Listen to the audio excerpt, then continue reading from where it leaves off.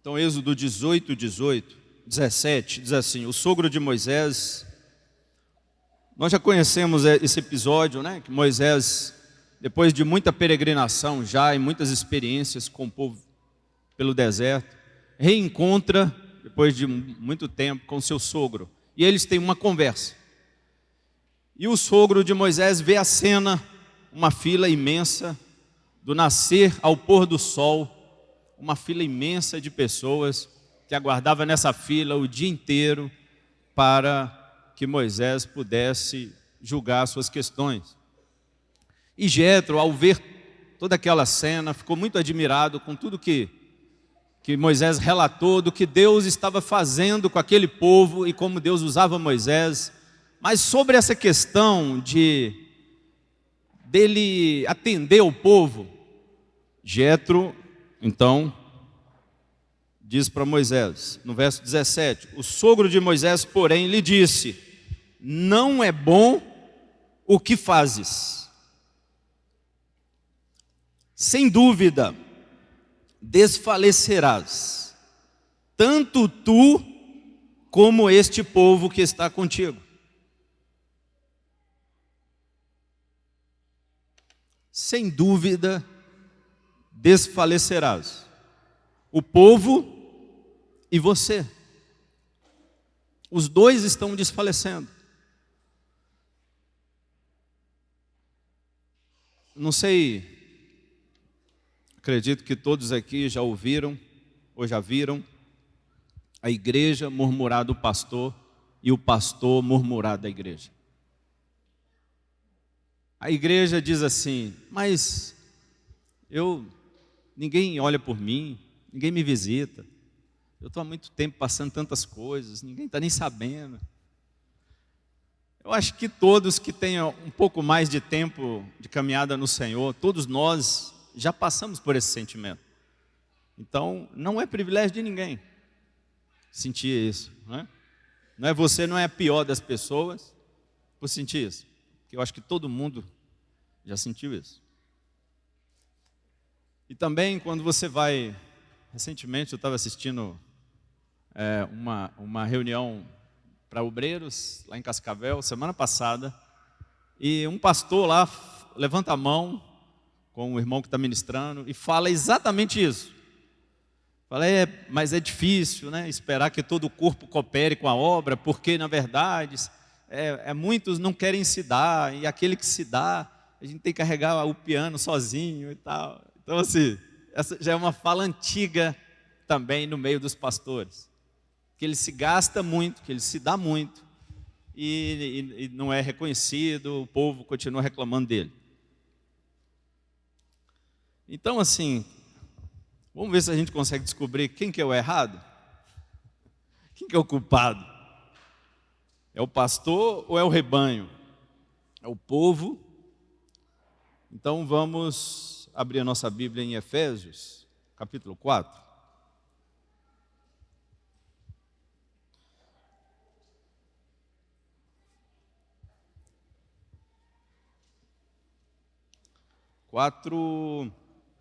Quero ler a partir do verso 7.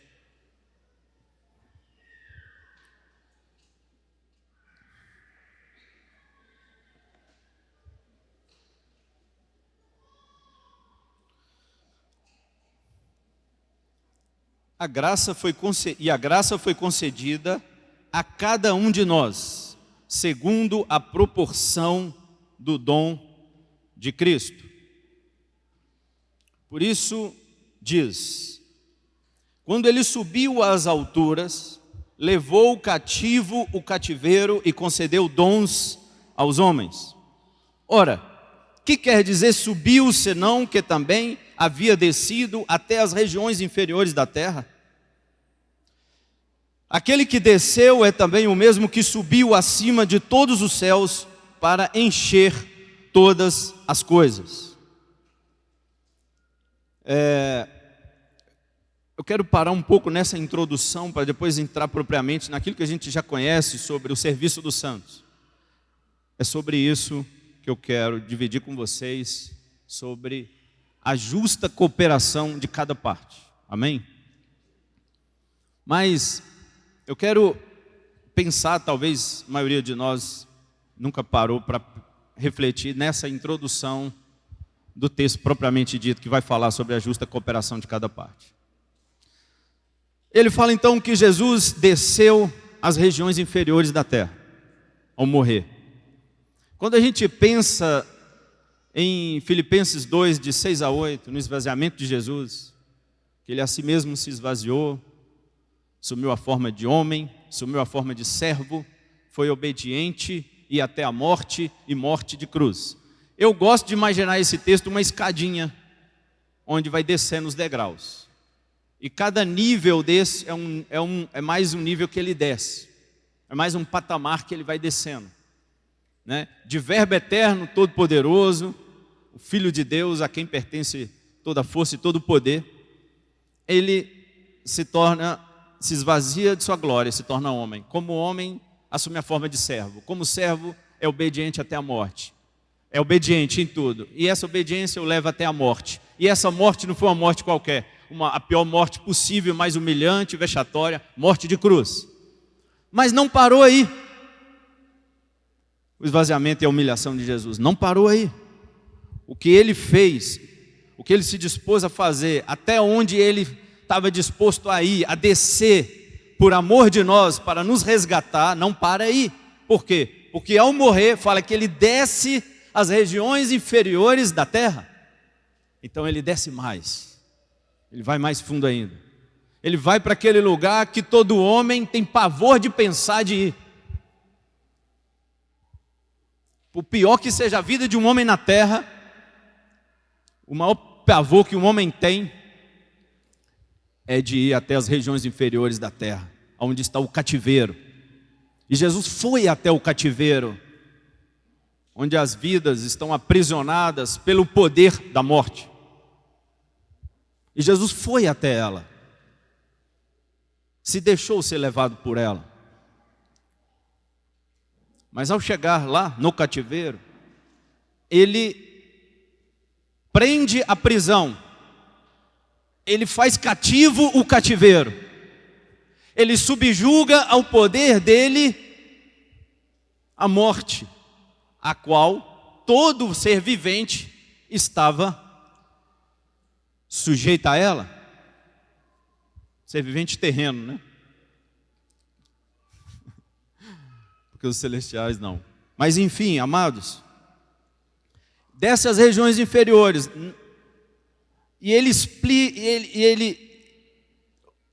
Paulo, ao escrever isso aqui, ele está falando sobre descer as regiões inferiores da terra, para depois dizer assim: quanto mais fundo ele foi, mais elevado isso o levou para um lugar mais alto, de maior exaltação, de maior glorificação. O Pai o colocou.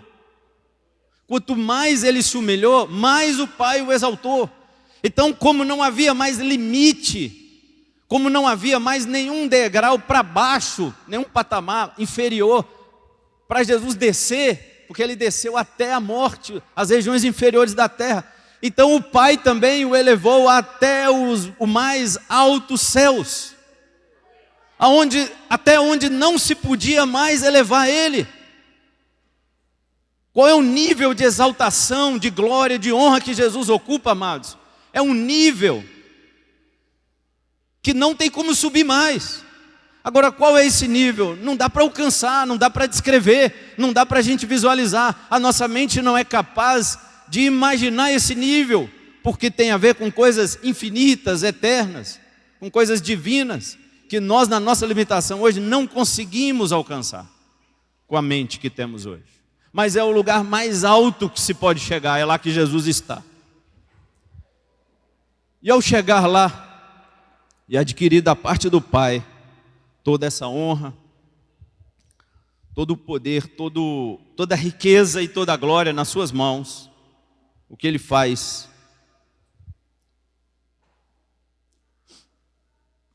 Ele mesmo concedeu uns para apóstolos, outros para profetas, outros para evangelistas e outros para pastores e mestres, com vistas ao aperfeiçoamento dos santos, para o desempenho do seu serviço, para a edificação do corpo de Cristo. Amados, o resultado final aqui é a edificação do corpo de Cristo.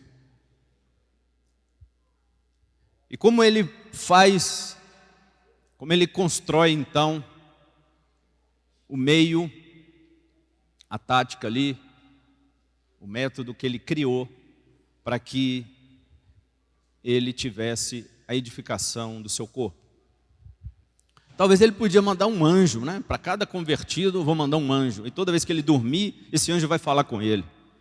E aí ele vai crescer, ele vai ser corrigido, ele vai ser instruído por meio desse anjo. Poderia ter sido dessa forma? Talvez sim. Não sei. Mas qual é a forma que ele escolheu para fazer? Qual é a forma que ele fez? Então está escrito aqui. A culpa, o culpado, nós estávamos procurando, lembra? Se é o pastor ou se é o rebanho? Quem é o culpado do rebanho queixar do pastor e o pastor queixar do rebanho? Quem é o culpado? Né? Que a palavra de Deus fala assim: de que se queixa o homem? Queixe-se cada um do seu próprio pecado. Então, tanto o pastor quanto o rebanho precisa então se arrepender e voltar para a palavra de Deus. E a palavra do Senhor diz como o corpo deve funcionar para que este corpo seja edificado.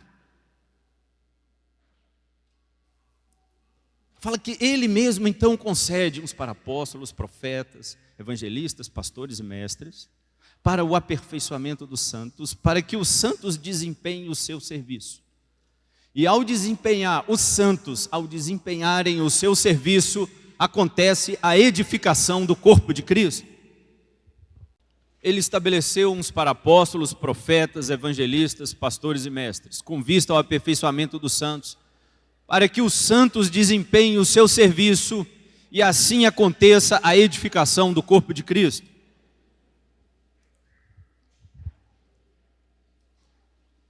Amados, nós creio que já tivemos isso mais forte, mais firmado nos nossos corações, em algum momento da nossa caminhada. Aconteceram algumas coisas e isso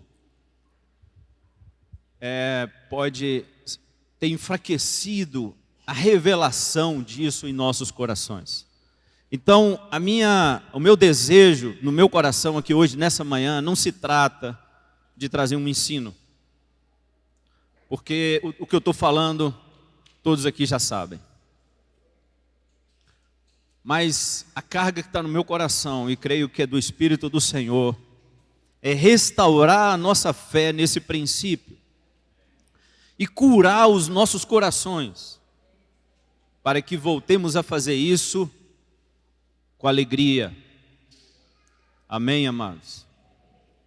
Amados, no verso 7, fala que a graça é concedida a cada um de nós segundo a proporção do dom de Cristo.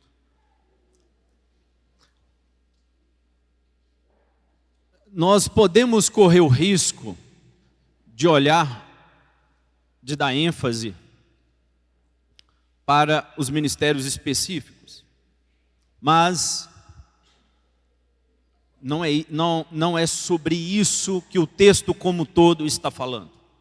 O texto como todo está falando sobre a edificação do corpo de Cristo, amados.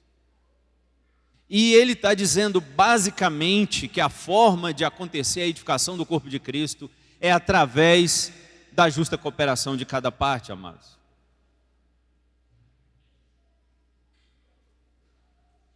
Por isso que eu voltei no verso 7, que ele introduz o assunto com o verso 7. E ele diz o seguinte, que a graça foi concedida a cada um.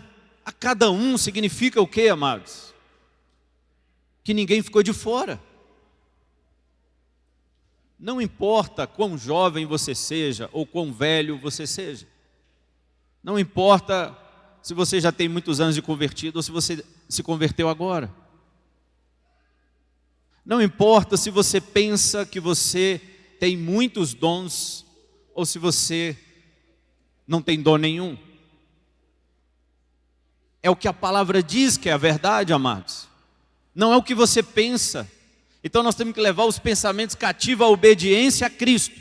A palavra de Cristo é que diz que a graça foi distribuída a cada um de nós. De forma que eu preciso, para eu alcançar o verso 13 que nós vamos ler agora, até que todos cheguemos à unidade da fé e do pleno conhecimento do Filho de Deus, a ser homem perfeito, à medida da estatura da plenitude de Cristo, para que o resultado seja o 13, para que a gente alcance a plenitude de Cristo, nós precisamos de cada um, porque a graça foi distribuída a cada um. Deus pegou a plenitude dele, amados, e foi cortando em partes, não em partes iguais, partes maiores e partes menores, ok? Todo tamanho de partes que você possa imaginar, mas em partes. E deu um pedaço desse para cada irmão. De forma que, para encontrarmos a plenitude do verso 13, para eu encontrar a plenitude de Cristo que está descrita no verso 13, eu preciso de cada um, porque ela foi distribuída a cada um. Só que em diferentes proporções, mas nós precisamos uns dos outros. Quando você enterra o seu talento, você está privando a igreja de poder contar com a parte da graça que Deus deu para você. A igreja, amados, precisa de você. Precisa da sua justa cooperação. No verso 14, ele vai falar o que acontece quando não fazemos tudo que ele nos instruiu até o 12. E diz assim: para que não mais sejamos como meninos, agitados de um lado para outro e levados ao redor por todo o vento de doutrina, pela artimanha dos homens, pela astúcia com que induzem ao erro. Amados, vamos fazer uma leitura aqui de cenário. Vamos analisar o que está acontecendo hoje com a igreja. A igreja, não exclusivamente essa parte da igreja, mas a igreja como um todo, ela tem se dispersado. A pandemia ajudou, as decepções com lideranças, com formas equivocadas de aplicar os princípios de Deus, foi trazendo muitas frustrações. Todo mundo que conhece irmãos muito antigos de convertido, qualquer congregação que seja, você vai conversar com ele, normalmente ele está cansado, ele está embotado, a fé dele está embotada, está apagada, ele está decepcionado, ele está esgotado. E aí o que faz? Ele vai ficando mais em casa, com a família. A pandemia já foi estimulando esse hábito, as pessoas cresceram nesse costume de ficar dentro de casa. E aí, por que não?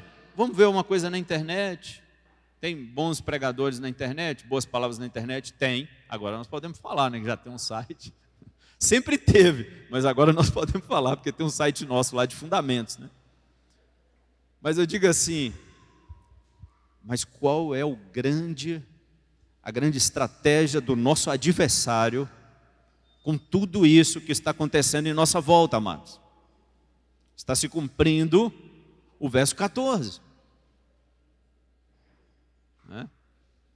Porque ficamos como meninos, sendo levados de um lado para outro, por todo vento de doutrina, pela artimanha dos homens com que induzem ao erro. Ou seja, o povo de Deus tem ficado à mercê de todo tipo de vento de doutrina. Porque é só dar um clique aqui, depois você dá um clique ali, depois você ouve um pouco de outro, depois você ouve um pouco de outro, e vai. Eu não quero, amados, e nem acho que seja por aí, dizer aos irmãos, não pode ficar vendo pregações na internet. Não é isso. É que nós não temos tempo. Eu estou até em falta lá com os fundamentos, porque eu não consigo acompanhar. Por quê? Porque nós não temos tempo. Você não tem tempo para ver internet.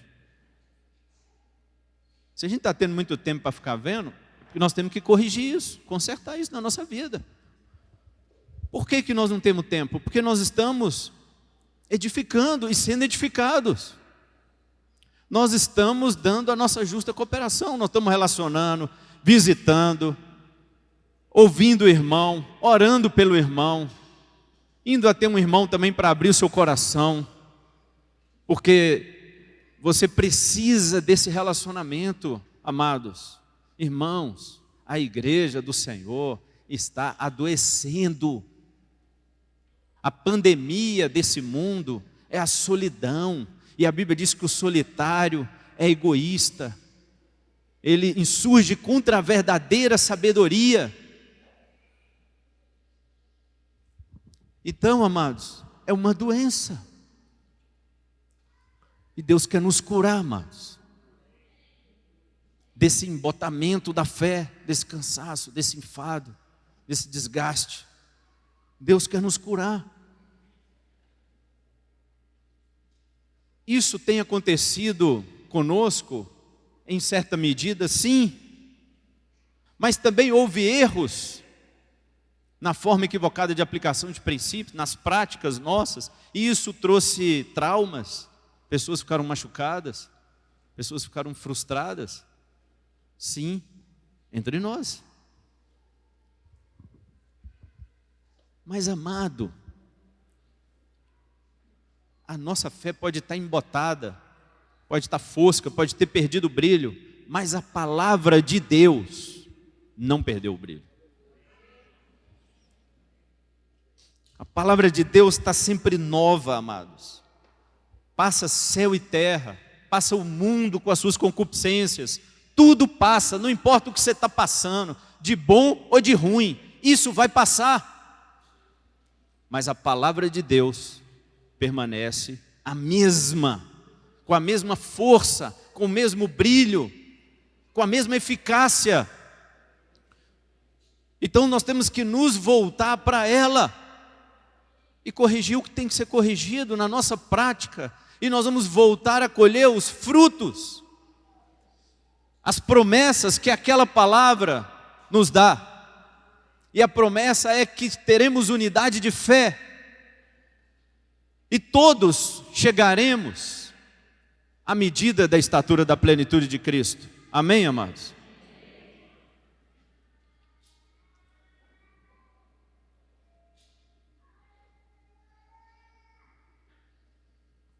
E o verso 15, ele continua: mas seguindo a verdade em amor, cresçamos em tudo, naquele que é o cabeça, Cristo, de quem todo o corpo, bem ajustado e consolidado pelo auxílio de toda junta, segundo a justa cooperação de cada parte, efetua o seu próprio aumento para a edificação de si mesmo em amor. Segundo a justa cooperação de cada parte, todo o corpo, consolidado pelo auxílio de juntas, promove a edificação em amor. Em amor. Amados, vamos pegar do final para o início do 15 e 16. Em amor. Esse ponto, em amor, digamos, é a bússola, para não nos deixar errar o caminho, ao praticar as relações fortes e resistentes entre os membros, ao praticar a justa cooperação de cada parte. Temos que seguir em amor.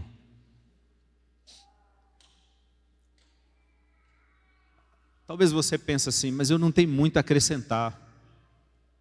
Amados, eu creio que o Espírito de Deus, ele não resiste o amor. Se você olha para um irmão, ninguém mais olha por ele, todo mundo cansou dele. Ele já desgastou todo mundo, já passou por todos os discipuladores que tinha, todo mundo já, ninguém mais. Se você olhar para esse irmão, ele pode nem estar congregando com a gente mais. Se você olhar para essa pessoa e o seu coração se compadecer, Deus vai te usar na vida dele como nunca usou ninguém. Não importa o quanto você sabe da catequese ou da Bíblia, ou quanto tempo você tem de convertido, não importa. É o ministério da reconciliação, é um poder e uma autoridade que te foi outorgada no dia que você nasceu de novo e que o Espírito de Deus entrou em você. Ele não só te deu vida, mas ele te deu medida de graça para você exercer aquilo que Deus te designou a fazer. Só que muitos erram, muitas vezes cansa, desgasta ou exagera na autoridade e há abuso e há traumas e se fere. Por quê? Porque pensa assim que eu estou colecionando discípulos, agora já tem 3. Eu já tenho um nível aqui na igreja de status. Amados, aí o Espírito Santo para de te usar. Aí começa a dar tudo errado. Aí fica carne. E aí vai se ferir. Vai ter domínio. Porque o princípio, a bússola, tem que seguir em amor. Então eu tenho que amar o meu irmão, amados. Eu tenho que deixar de fazer as minhas coisas. Eu estou cheio de coisa aqui para fazer. E eu deixo tudo. Minha filha quer que leva não sei na onde, a mulher quer que conserta a torneira, o outro não sei o quê. Eu estou precisando ter um tempo aqui com a palavra, mas o irmãozinho manda mensagem, e eu leio a mensagem dele, e aí meu coração tem que se compadecer. Se isso não acontecer primeiro, todo o restante vai ficar comprometido. Porque aí eu vou fazer já murmurando, aí eu já vou lá de má vontade, eu vou ou por ganância ou por constrangimento.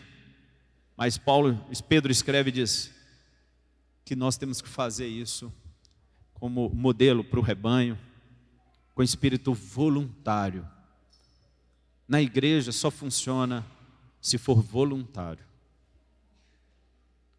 Então eu tenho que me compadecer. Jesus, olhando as multidões, se compadeceu delas, porque eles eram como ovelhas que não tinham um pastor. E a partir daí, Jesus passa a ser usado. Quando o apóstolo escreve assim, aliás, Jesus disse assim: a seara é grande e são poucos os trabalhadores. Ore e peça ao dono da seara para que ele envie mais trabalhadores. O que Jesus está fazendo conosco quando ele manda você orar pela seara? Quando você começar a orar pelo povo, pela igreja, pelas pessoas, pelo grupo caseiro, ou por aquele irmão que está mais próximo de você, quando você passar a orar por ele, você vai começar a encher o seu coração de amor por ele. O Espírito de Deus vai começar a encher o seu coração do sentimento que Deus tem por ele. Você vai começar a sentir em você um amor impressionante, porque o amor é de Deus, que você começa a sentir por ele. E a partir daí, o que acontece em seguida é que, se você continuar orando, Deus vai levantar você, trabalhador na seara. Por quê? Porque agora você está apto. Porque o requisito principal, e todos os outros vêm depois, todos os outros vêm como consequência desse. Porque quem ama se dá. E aí você quer se dar por ele, e aí ele está com uma dúvida, você nem sabe responder, mas você vai para a Bíblia, e você vai buscar na Bíblia, porque você quer ajudar ele. Não é porque você quer mostrar que sabe, porque você quer ajudar ele. E aí, amados, o Espírito de Deus vai começar a usar a sua vida. Com um, com dois, com três, e você será um obreiro na casa de Deus, porque você ama os seus irmãos. Então, muito do que se erra na igreja, muito do que nós erramos com a igreja, porque perdemos a bússola. E a bússola é em amor. Mas é necessário a justa cooperação de cada parte. A justa cooperação de cada parte. Amados, você pode estar sem nenhuma pessoa nesse momento, na igreja, que você tenha um relacionamento forte e resistente. Nós temos a maneira de praticar o princípio de, pelo auxílio de todas as juntas, o corpo bem aconjuntado. A forma como nós praticamos isso é colocando um discipulador e um companheiro, tá certo? Pode ser de outras formas? Pode.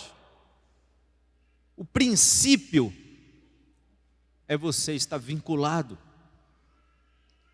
E vinculado, não é vinculado nominalmente. Eu tenho sim um discipulador, o líder fez lá na junta, no grupo caseiro lá, alguns estavam sem discipulador, mas agora acertou tudo. E nós estamos fazendo esse trabalho, todos os líderes aí estão se esforçando para fazer esse trabalho, para ninguém ficar sem discipulador. Amém? Mas depois de feito essa junta ali, você vai cuidar, ok, amém, oremos para Deus abençoar esse relacionamento. Mas, amados, isso é como eu impor as mãos e orar por alguém. Quem tem que fazer o Espírito, quem tem que descer o Espírito Santo sobre ele? É o Senhor que faz isso, amém? Você prega o Evangelho. Quem que convence ele do pecado, da justiça e do juízo? O Espírito Santo.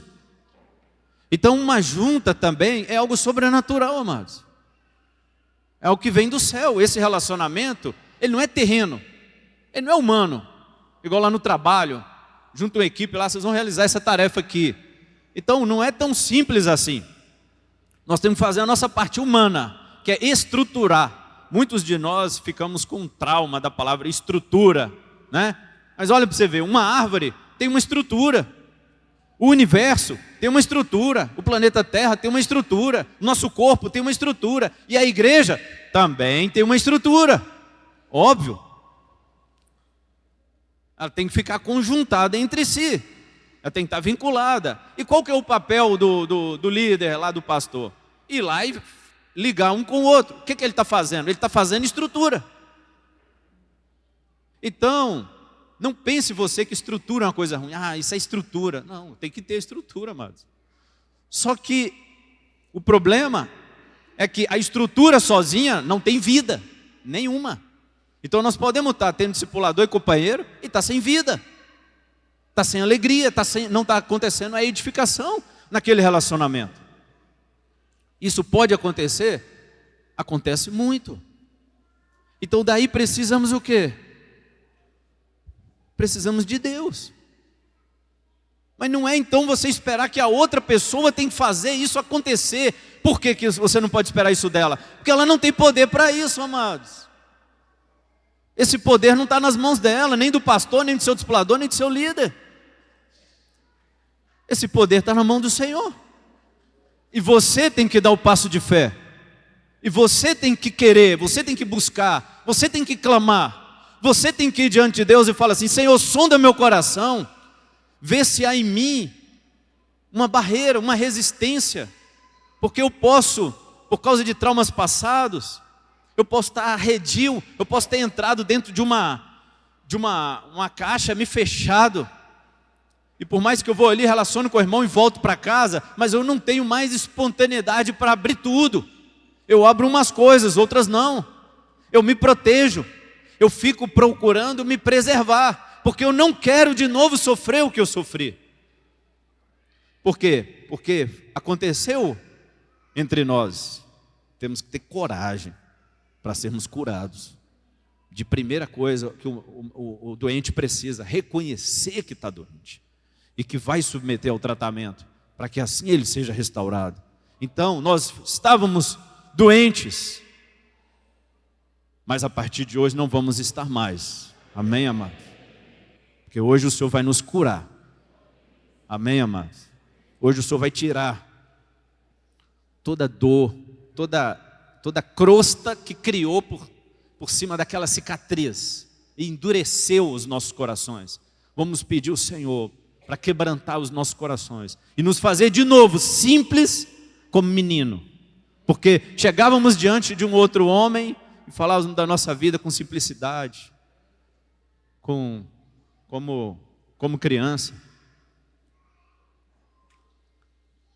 Mas também vamos fazer isso com um coração de humildade e de amor, sabendo que eu cuidar da vida de um irmão, eu estou cuidando de alguém que foi resgatado pelo sangue de Cristo. Então que eu tenha temor e tremor no que eu falo ou deixo de falar com ele. Porque muito maior juízo virá sobre aqueles que foi dado a ele alguma responsabilidade, amado. Então, como que eu faço para eu errar menos? A bússola, amados, é o amor. Amor. Chora com ele e ora com ele. Quando ele falar, é assim ou assim que eu devo fazer? Tenha temor de responder, é isso ou é aquilo. Porque você é homem. Você não é Deus. E é Deus que dirige as nossas vidas, amados. Mas nós necessitamos uns dos outros. Nós precisamos uns dos outros, amados. O diabo quer roubar isso, quer nos convencer de que dá para levar com um relacionamento um pouco mais distante. Mas não dá para levar, porque isso significa uma igreja doente, isso significa um corpo doente. Porque ele fala do corpo consolidado pelo auxílio de todas as juntas, bem ajustado. Esse é o princípio, é a palavra, é bem ajustado. Então eu tenho que ter sim na minha vida relação forte e resistente com alguém. Eu preciso, eu sou necessitado.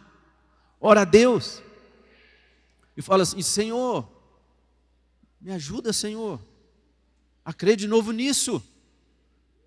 Me ajuda, Senhor, a viver isso na medida que a Tua palavra me indica viver. Senhor, me ajude a confiar no meu irmão, como um amigo, como um companheiro, como o paráclito, o cara que segura junto comigo aqui. Porque isso faz parte do que Deus definiu para nós, amados. Ele nos deu o Espírito Santo, mas nos deu também a igreja. Então, quem dirige a nossa vida é o Espírito Santo e a palavra. Amém? Não é um homem, não é um discipulador que dirige a sua vida. Não é um discipulador que fala para você se é aqui ou ali que você tem que ir, e o que ele disser é o dedo de Deus que está indicando para você a direção onde você deve ir. Nós já dissemos isso. Não é assim mais que cremos. Não é assim mais que cremos. Não é assim mais. Esse amado está ali para orar com você, para dar conselhos. Ele vai dizer: olha, eu acho que é aqui, querido, mas vamos orar. Comigo foi assim, deu certo. Mas conversa também com aquele irmão e aquele outro ali, que são maduros, que eu acho que já viveram experiências assim, parecidas com essa, e eles também são experimentados no Senhor, homens sábios. A Bíblia fala que é na multidão de conselhos é que está a sabedoria. Não fica só com o que eu estou te falando não, amado. Pelo amor de Deus, não fica só com o que eu estou te falando não. E acima de tudo, ore ao Senhor, porque é Ele quem dirige as nossas vidas. Todos nós todos, sem exceção. Nenhum de nós é dirigido por homem nenhum. Mas o Senhor é que dirige as nossas vidas. Mas ainda assim, amados, precisamos uns dos outros. Sem os nossos irmãos, ficamos doentes. Na fé, passamos a desenvolver uma fé doente. A pandemia desse mundo, desse final de tempos, é a solidão. Muitos aqui têm sentido a solidão. Mas hoje o Senhor quer nos curar. Hoje Jesus quer curar os nossos corações. E o caminho para Deus curar o nosso coração, amados, é nós nos humilhar. Porque aquele que se humilha, o Senhor irá exaltar. Aquele que desce, o Senhor sobe. Se humilha diante de Deus. E para de transferir a culpa para alguém. A igreja errou, amados. Mas já foi corrigida, Deus está corrigindo, vai continuar corrigindo a vida toda. Mas acontece que se o nosso coração endurecer, não tem como Deus fazer. Deus tem que restaurar entre nós o amor. E como que Ele vai fazer isso? Cada um de nós, no seu íntimo, tem que dizer: Senhor, cura, eu quero me despir aqui das minhas armaduras, dos meus argumentos,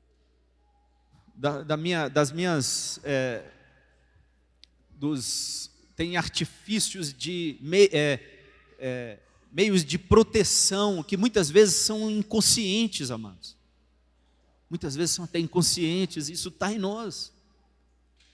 Por isso que nós precisamos da palavra e do Espírito para entrar no nosso coração como espada de dois gumes e separar pensamentos e intenções do coração. Por que a Bíblia diz isso? Porque nós não conseguimos fazer isso sozinho. Não conseguimos discernir sozinho o nosso interior. Não conseguimos conhecer a nossa alma direito e o que se passa com ela. Não temos essa capacidade de compreendê-la na íntegra, plenamente, como Deus a vê. Então por isso que Davi ora e fala: Senhor, veja se há em mim algum mal. Ué, não era ele que tinha que estar falando para o Senhor do mal que estava nele? Não, é porque muitas vezes você não consegue ver. Então você tem que pedir ao Senhor, dizer: Senhor, me mostra todas as armas que eu estou empunhando para resistir o teu Espírito e a tua palavra na minha vida, porque isso vai destruir a minha vida, vai destruir minha casa, se eu continuar resistindo, se eu continuar querendo me proteger. Nós temos que voltar a confiar uns nos outros, amados. Que o Senhor possa nos curar